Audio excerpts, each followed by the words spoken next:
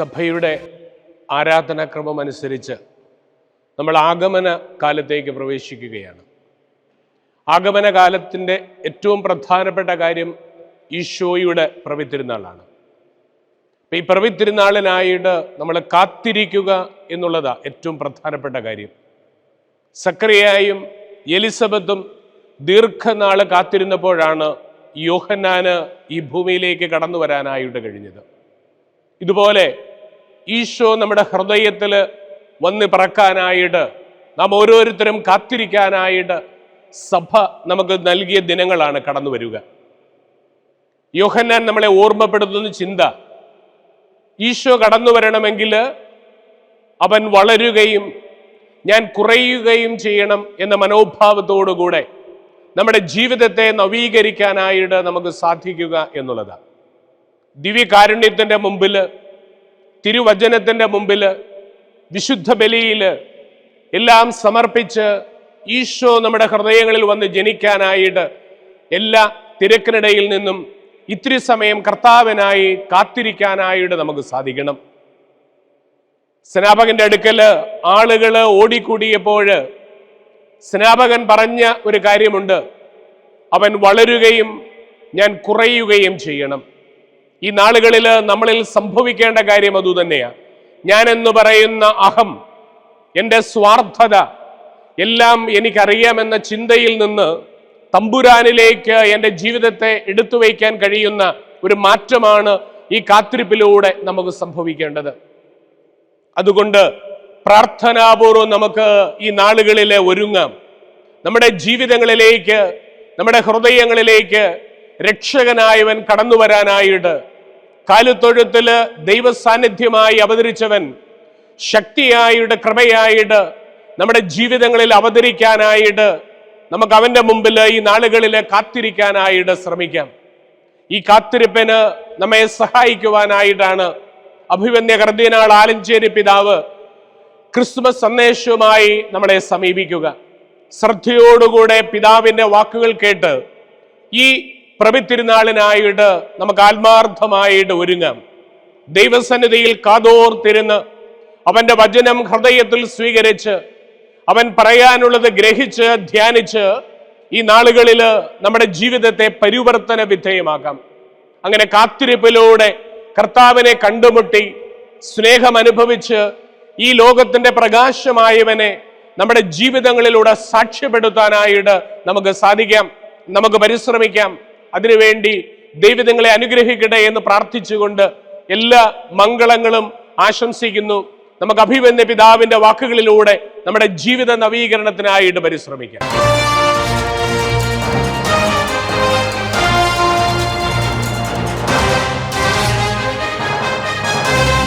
ഈശോമിശിഹായിൽ പ്രിയമുള്ള സഹോദരീ സഹോദരന്മാരെ, മറ്റക്കര ഹോളി ഫാമിലി ചർച്ച് ഇടവക അംഗങ്ങളോടും എന്നെ ശ്രവിക്കുന്ന മറ്റ് സഹോദരീ സഹോദരന്മാരോടും ഈ ക്രിസ്മസ് കാലത്ത് സംസാരിക്കുന്നതിൽ എനിക്കതിയായ സന്തോഷമുണ്ട്.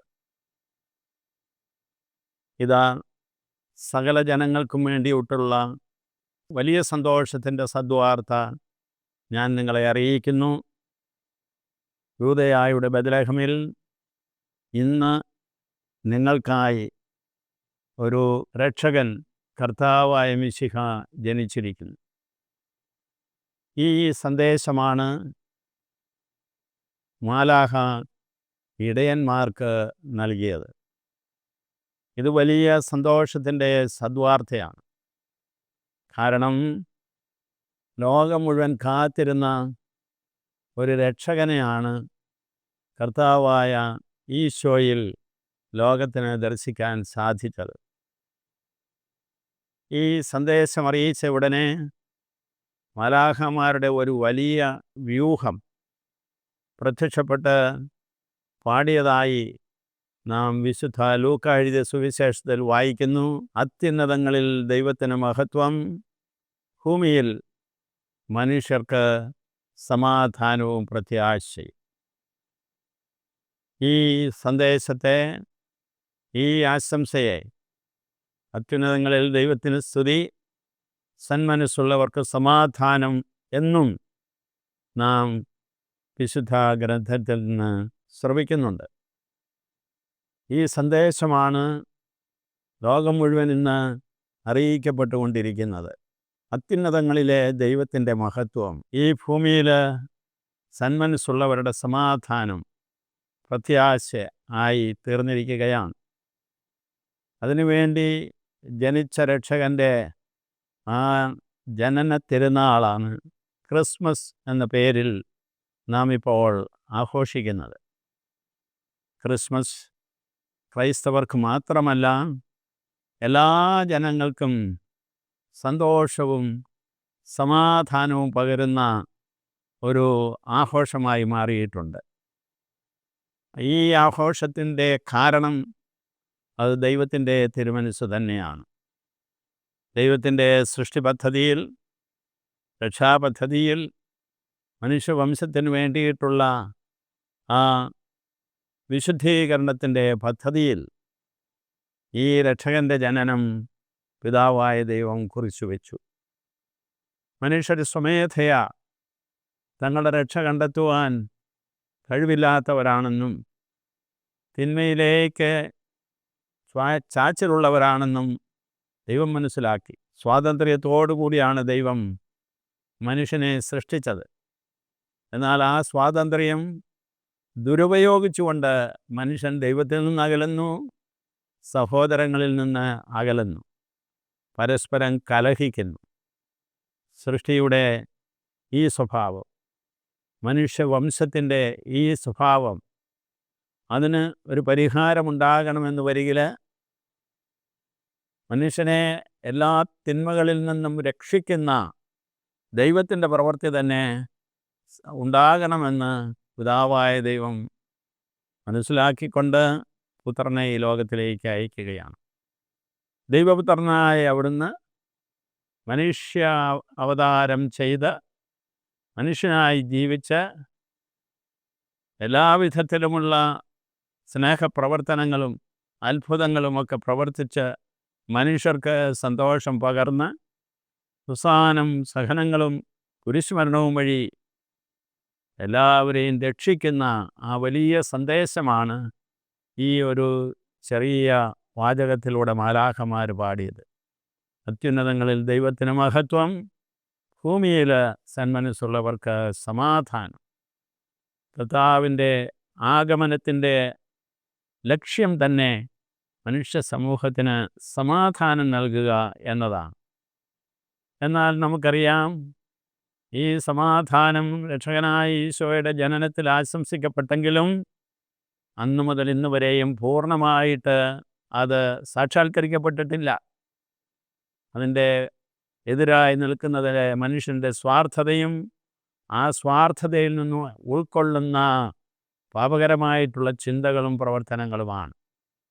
മനുഷ്യനെ ദൈവത്തിൽ നിന്നും സഹോദരങ്ങളിൽ നിന്നും അകറ്റുന്ന ആ പ്രവർത്തനങ്ങൾ, കലഹം, മാത്സര്യം, വിദ്വേഷം, ഇവയൊക്കെ മനുഷ്യൻ്റെ സ്വാർത്ഥതയുടെ ലക്ഷണങ്ങളാണ്. അവയുടെയൊക്കെ അടിസ്ഥാനത്തിൽ പ്രവർത്തിക്കുന്ന മനുഷ്യരെ നമുക്ക് എന്നും കാണാം. സൃഷ്ടിയുടെ ആരംഭം മുതലുണ്ടത്. കായേൻ്റെയും ആബേലിൻ്റെയും മാത്സര്യം, കലഹം, അത് ആബേലിൻ്റെ മരണത്തിൽ കലാശിച്ചു എന്ന് നമുക്കറിയാം. എന്ന് പറഞ്ഞതുപോലെ ഇന്നും സ്വാർത്ഥതയുടെ പേരിൽ സ്വന്തം താല്പര്യങ്ങൾ സംരക്ഷിക്കുന്നതിന് വേണ്ടി മനുഷ്യർ സ്വയം കലഹിക്കുന്ന, യുദ്ധം വെട്ടുന്ന ഒരു സാഹചര്യം ഇന്നും ലോകത്തിലുണ്ട്. അന്ന് രക്ഷകനായ ഈശോയുടെ ജനനത്തിൽ നമുക്കറിയാം, സ്വർഗം സന്തോഷിച്ചു, ആട്ടിടയന്മാർ സന്തോഷിച്ചു, എന്നാൽ ഒരു മനുഷ്യൻ മാത്രം വേദനിച്ചു. അത് മറ്റാരുമല്ല, ഹെറോദേസ്. കാരണം രക്ഷകൻ്റെ ജനനം ഒരു രാജാവിൻ്റെ ജനനമാണെന്ന് ദീർഘദർശികൾ മൂലം പറയപ്പെട്ടിരുന്നത് കിഴക്ക് നിന്ന് വന്ന ജ്ഞാനികൾ അറിയിച്ചപ്പോൾ അത് തനിക്ക് ഒരു ഭീഷണിയാകുമെന്ന് കരുതി ചിന്തിച്ച ഹെറോദേസ് എല്ലാ 2 വയസ്സിന് താഴെയുള്ള എല്ലാ കുഞ്ഞുങ്ങളെയും വധിക്കുവാൻ കൽപ്പന പുറപ്പെടുവിച്ചു എന്ന് നമുക്കറിയാം. അങ്ങനെ രക്ഷകൻ്റെ ജനനത്തിൻ്റെ സമയത്ത് തന്നെ നൂറ്റുകണക്കിന് കുഞ്ഞുങ്ങളെ വധിച്ചുകൊണ്ട് ഹെറോദേസ് തൻ്റെ സ്വാർത്ഥത പ്രകടിപ്പിച്ചു. പ്രകാരമുള്ള സ്വാർത്ഥതയുടെ പ്രവർത്തനങ്ങൾ രാജാക്കന്മാരുടെ ഇടയിൽ മാത്രമല്ല, ഭരണകർത്താക്കളുടെ ഇടയിൽ മാത്രമല്ല, സാധാരണ ജനങ്ങളുടെയും മനുഷ്യരുടെ ജീവിതത്തുറകളിൽ എല്ലായിടത്തും സംഭവിക്കുന്നു. സ്വാർത്ഥത അടയിരുന്ന വാസ്തവത്തിൽ പാപത്തെ പ്രസവിച്ചുകൊണ്ടിരിക്കുകയാണ്. അങ്ങനെയുള്ള ഈ ലോകത്ത് സന്തോഷവും സമാധാനവും അനുഭവിക്കുവാൻ നമുക്ക് കർത്താവായ ഈശോ മിശിഹായുടെ ജനനത്തിൻ്റെ സന്ദേശം സ്വീകരിക്കാനായിട്ട് കഴിയണം. ഇത് സകല ജനങ്ങൾക്കും വേണ്ടിയിട്ടുള്ള സന്തോഷത്തിൻ്റെ സദ്വാർത്തയാണ്. ആ രീതിയിൽ അതിനെ സ്വീകരിക്കുവാനും രക്ഷകനായ ഈശോ മിശിഹായുടെ സ്നേഹം, ആനന്ദം, സമാധാനം, ക്ഷമ, ദയ, നീതി തുടങ്ങിയ സുഹൃതങ്ങൾ, സുവിശേഷ സുഹൃതങ്ങൾ, ആ മൂല്യങ്ങളെ എല്ലാം സ്വന്തം ജീവിതത്തിലും മറ്റുള്ളവരുടെ ജീവിതത്തിലും പ്രാവർത്തികമാക്കുവാനായിട്ട് പരിശ്രമിച്ചുകൊണ്ട് നമുക്ക് മുന്നേറുവാൻ സാധിക്കണം. ഇതാണ് ക്രിസ്മസിൻ്റെ സന്ദേശം. സന്തോഷത്തിൻ്റെ സന്ദേശം, സമാധാനത്തിൻ്റെ സന്ദേശം, പ്രത്യാശയുടെ സന്ദേശം. എവിടെയും തിന്മയും കലാപങ്ങളുമൊക്കെ നടക്കുമ്പോൾ അതിനെതിരെ സന്തോഷവും സമാധാനവും അനുരഞ്ജനവും കൊണ്ടുവരുന്ന ഒരു സന്ദേശമാണ് കർത്താവായ ഈശോ മിശിഹായിൽ വിശ്വസിക്കുന്ന സഹോദരങ്ങൾ ഈ ലോകത്തിന് നൽകുന്നത്. ഈ സന്തോഷം അറിയിച്ചുകൊണ്ടാണ് നമ്മുടെ മിഷണറിമാർ ലോകത്തെമ്പാടും പ്രവർത്തിക്കുന്നത്. നാം നമ്മുടെ ജീവിത സാഹചര്യങ്ങളിൽ അറിയിക്കേണ്ടതും പ്രാവർത്തികമാക്കേണ്ടതും ഈ സന്തോഷത്തിൻ്റെയും സമാധാനത്തിൻ്റെയും സന്ദേശമാണ്. നമുക്കറിയാം, ഇന്നിപ്പോൾ തന്നെ 2 യുദ്ധങ്ങൾ നടന്നുകൊണ്ടിരിക്കുകയാണ്. യുക്രൈനിലും ഗാസായും ഇസ്രായേലും തമ്മിലുമുള്ള ആ യുദ്ധത്തിലും. ഈ യുദ്ധങ്ങളൊക്കെ വാസ്തവത്തിൽ മനുഷ്യൻ്റെ സ്വാർത്ഥതയുടെ, രാജ്യങ്ങൾ തമ്മിലുള്ള സംഘട്ടനങ്ങളുടെ ഒക്കെ പ്രത്യക്ഷ ലക്ഷണങ്ങളാണ്.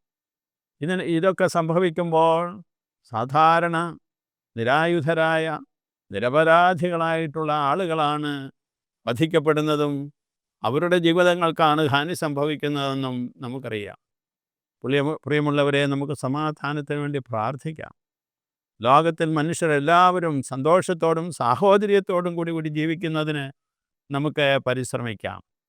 നാം ഈ ഭാരതത്തിൽ പല മതങ്ങളും പല സംസ്കാരങ്ങളും പല ഭാഷകളുമൊക്കെ സംസാരിക്കുന്ന ആളുകളാണ്. വൈവിധ്യത്തിൽ ഏകത്വം എന്നുള്ളതാണ് നമ്മുടെ ആദർശം. ഈ ആദർശത്തിൽ ഈ ഭാരതത്തിൽ നമ്മൾ ജീവിക്കുമ്പോഴും നമുക്കും ഭീഷണിയുടെയും വർഗ സമരങ്ങളുടെയും രാഷ്ട്രീയമായ സമ്മർദ്ദങ്ങളുടെ പേരിലുള്ള കലഹങ്ങളുടെയും ചിത്രമുണ്ടാകുന്നുണ്ട്. മണിപ്പൂരിൽ യുദ്ധം അരങ്ങേറിക്കൊണ്ടിരിക്കുകയാണ്. അവിടെ സമാധാനമില്ല. അവിടെ ജനങ്ങളെ തമ്മിൽ ഭിന്നിപ്പിക്കുന്ന ശക്തികൾ അവരെ പോരാടുവാനായിട്ട് പ്രേരിപ്പിക്കുകയാണ്.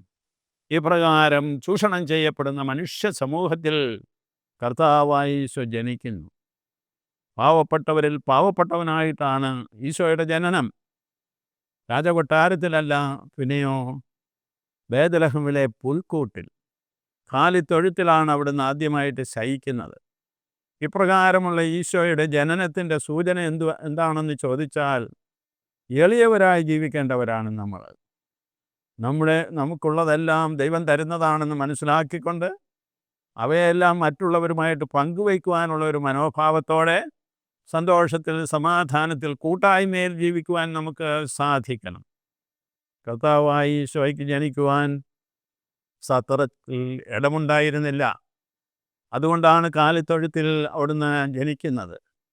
ഇതെല്ലാം ദൈവനിശ്ചയപ്രകാരം നടന്നതെന്ന് നമുക്ക് തീർച്ചയായിട്ടും അനുമാനിക്കാം. മനുഷ്യ സമൂഹത്തിന് തന്നെ ഒരു പാഠം നൽകിക്കൊണ്ടാണ് ദൈവപുത്രൻ ഈ ലോകത്തിൽ അവതരിക്കുന്നത്. എളിയ സാഹചര്യങ്ങളിലാണ് ദൈവത്തിൻ്റെ സാന്നിധ്യവും അവിടുത്തെ പ്രവർത്തനവും നമുക്ക് അനുഭവിക്കുവാൻ സാധിക്കുന്നത്. നാം വലിയ വീടുകൾ പണിത് സുഖസൗകര്യങ്ങളോടെ ജീവിക്കുമ്പോൾ ശ്രദ്ധിക്കണം, എത്രയോ ആളുകൾ കയറിക്കിടക്കുവാൻ പാർപ്പിടമില്ലാതെ വിഷമിക്കുന്നു. നാം നല്ല സുഖമായ ഭക്ഷണങ്ങൾ സഹിച്ച് വിരുന്നുകൾ അനുഭവിക്കുമ്പോൾ നമ്മൾ ചിന്തിക്കണം, ഭക്ഷണമില്ലാതെ വേദനിക്കുന്ന എത്രയോ മക്കൾ ഈ ലോകത്തിലുണ്ട് എന്ന്. നാം നല്ല വസ്ത്രങ്ങൾ അണിഞ്ഞ് നല്ല വാഹനങ്ങളിൽ സഞ്ചരിക്കുമ്പോൾ നാം ഓർക്കണം, നടന്ന് വിഷമിച്ച് കഷ്ടപ്പെടുന്ന എത്രയോ ജനങ്ങൾ നമ്മുടെ കുഗ്രാമങ്ങളിലും മറ്റ് അവികസിതമായ രാജ്യങ്ങളിലും ഉണ്ട് എന്ന്.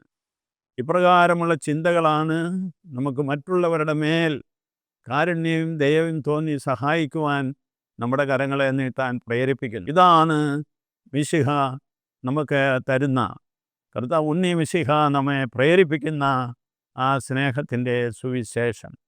തീർച്ചയായിട്ടും നിങ്ങളൊരു നല്ല ഇടവകയായിട്ട് മറ്റക്കരയിൽ വസിക്കുന്നവരാണ്. മറ്റക്കര ഇടവക 127 വർഷങ്ങൾ പൂർത്തിയാക്കിയിരിക്കുന്നുവെന്ന് ഞാൻ മനസ്സിലാക്കുകയാണ്. അതുപോലെ തന്നെ ഈ മറ്റക്കര ഇടവകയാണ് പാലാരൂപതയിലെ ഏറ്റവും ആദ്യമായിട്ട് തിരുക്കുടുംബത്തിൻ്റെ നാമത്തിൽ സ്ഥാപിക്കപ്പെട്ട ദേവാലയമെന്നും ഞാൻ മനസ്സിലാക്കുന്നു. ഇതെല്ലാം നിങ്ങൾക്കുള്ള തനിമകളാണ്. നിങ്ങളുടെ വിശ്വാസത്തിൻ്റെ കൂട്ടായ്മ വളരെ ശക്തമാണ്. അതുകൊണ്ട് തന്നെ കൂടുതൽ നൽകപ്പെട്ടിരിക്കുന്ന നിങ്ങളിൽ നിന്ന് കൂടുതലായിട്ട് ദൈവം പ്രതീക്ഷിക്കുകയാണ്. നിങ്ങളുടെ നന്മകൾ മറ്റുള്ളവരുമായി പങ്കിടുവാനുള്ള ഉത്തരവാദിത്വത്തെക്കുറിച്ച് ഈ ക്രിസ്മസിലും ഈശോ നിങ്ങളെ ഓർമ്മിപ്പിക്കുകയാണ് വാസ്തവത്തിൽ ചെയ്യുന്നത്. അത്യുന്നതങ്ങളിലെ ദൈവത്തിൻ്റെ മഹത്വം ഈ ഭൂമിയിലെ മനുഷ്യരുടെ സമാധാനമായിട്ട് മാറണം. അങ്ങനെ മാറുമ്പോൾ മാത്രമേ ക്രിസ്മസ് നമുക്ക് അർത്ഥവത്തായിത്തീരുന്നുള്ളൂ.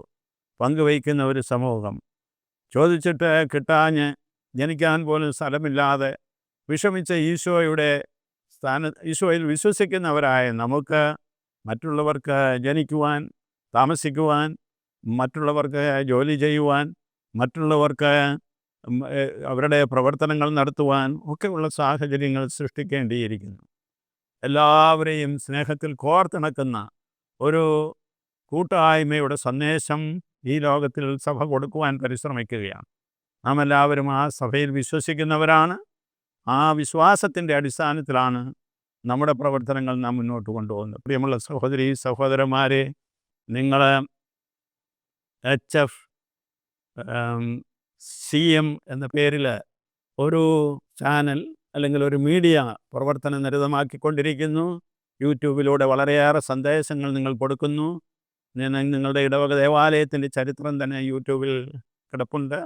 ഇപ്രകാരമുള്ള നിങ്ങളുടെ മാധ്യമ പ്രവർത്തനങ്ങളെല്ലാം, ഈ HFCMൻ്റെ മാധ്യമ പ്രവർത്തനങ്ങളെല്ലാം നിങ്ങളുടേതായ പ്രൗഢിയോ നിങ്ങളുടേതായിട്ടുള്ള ആ സ്ഥാനമഹിമയോ ലോകത്തെ അറിയിക്കുവാനുള്ളതല്ല. വിനയകർത്താവായ ഈശോ മിശിഹായുടെ സന്ദേശം, അവിടുത്തെ ജീവിതത്തിൻ്റെ സാക്ഷ്യം നമ്മുടെ ജീവിതങ്ങളിലൂടെ മറ്റുള്ളവർക്ക് പങ്കുവയ്ക്കുവാനുള്ള ഒരു അവസരമാക്കി മാറ്റിയെടുക്കാൻ തീർച്ചയായിട്ടും നിങ്ങൾ പരിശ്രമിക്കുമെന്ന് ഞാൻ കരുതുകയാണ്.